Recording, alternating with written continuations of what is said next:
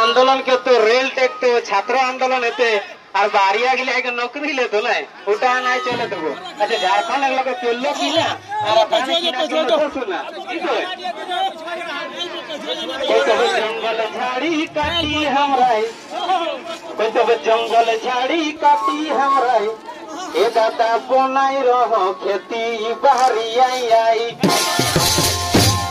कोई तो जंगल झाड़ी काटी हमराई ये दादा बनाई रहो खेती बाहरी आई दादा ले हो सो